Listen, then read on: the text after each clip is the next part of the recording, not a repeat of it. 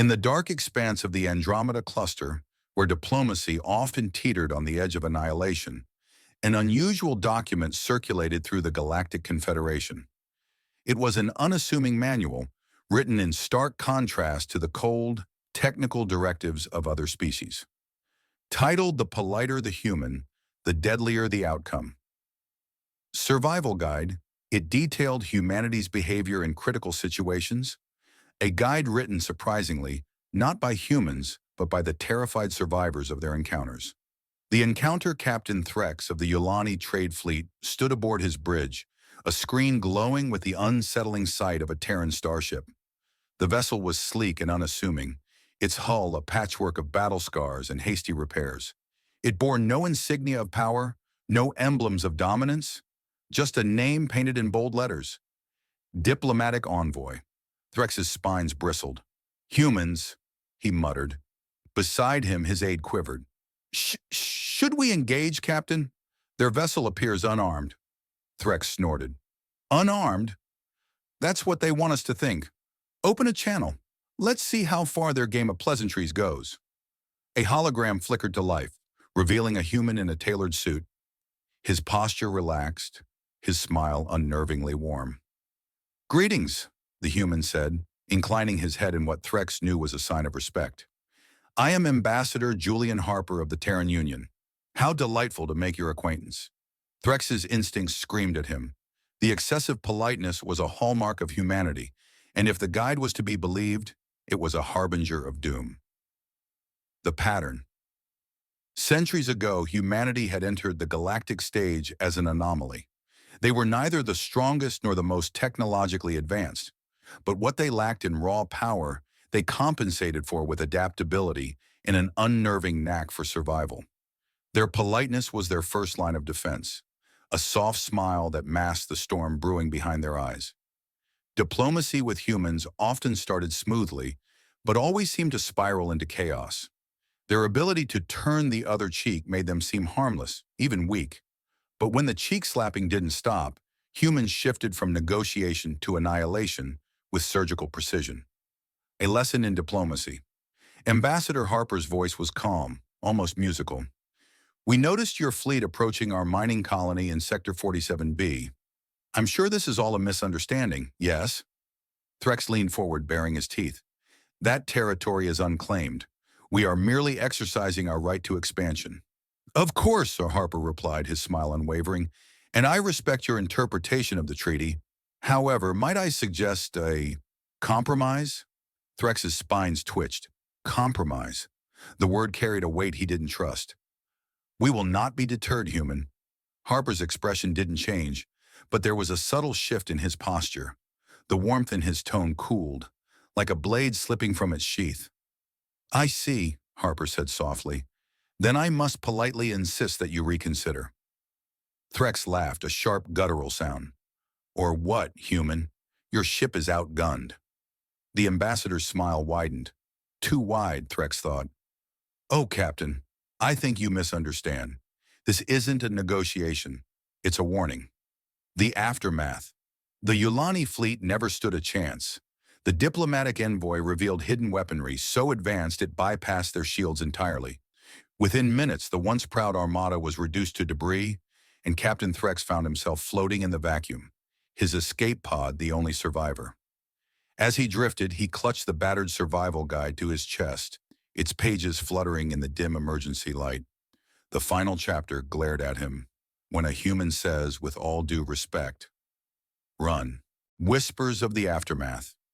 The destruction of the Yulani fleet sent shockwaves through the Galactic Confederation. Word of humanity's swift and decisive action reached every corner of the galaxy. It wasn't just the ferocity of their response that unnerved the other species. It was the calm, polite warnings they issued beforehand. The pattern was clear now. Humanity's decorum was a mask, and its removal signaled catastrophe. In the council chambers of the Confederation, representatives of over 100 species convened. The amphitheater buzzed with tension as the holographic image of Ambassador Harper appeared in the center. "Honorable counselors," Harper began, his tone measured and respectful, "I appreciate the opportunity to address this esteemed assembly." The counselors shifted uncomfortably in their seats. The human's calm demeanor was unnerving, especially after the rumors of the Yolani defeat. The chairperson, a towering Zarnak with iridescent scales, leaned forward. Ambassador Harper, the destruction of an entire fleet is no small matter. Explain yourself. Harper inclined his head. Of course, Madam Chairperson. It was an unfortunate incident, but I must emphasize that the Yulani fleet acted aggressively, encroaching on our sovereign territory. We had no choice but to defend ourselves. The chairperson's eyes narrowed. Your methods were excessive. Harper's expression didn't falter.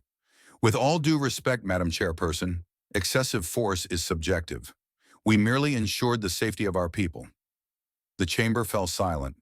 Those 5 words, with all due respect, hung in the air like a death knell. Whispers rippled through the assembly. Humanity's signature phrase was a thinly veiled ultimatum. The Alliance's plan. In a shadowed corner of the chamber, a small group of representatives convened after the meeting. They belonged to the Alliance of Erics, a coalition formed to counterbalance the Confederation's power. Their leader, a reptilian figure named Yorak, spoke in hushed tones. The humans are becoming a threat. They're unpredictable, and their methods are unsettling. A feline-like creature named Satra hissed in agreement. Their politeness is a weapon. We need to act before they gain more power. Jorak's eyes glinted. We'll assemble a task force. Covert, precise. If we eliminate their leadership quietly, the rest of their species will crumble. But even as the plan was set in motion, unease rippled through the group. They all remembered the warning in the survival guide. Never underestimate a polite human's ability to anticipate betrayal. The strike. The task force moved swiftly. A fleet of cloaked ships breached human territory under the cover of darkness. Their target, a Terran diplomatic summit on the colony world of Arden Prime. The plan was simple. Eliminate the ambassadors and cripple humanity's influence. On the surface, the summit continued undisturbed.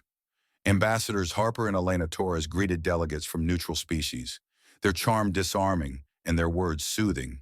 But behind the scenes, human operatives monitored every transmission, every unusual movement. The attack began at midnight. Cloaked commandos breached the conference hall, their weapons trained on the unsuspecting humans. Jorak led the charge, his voice a snarl.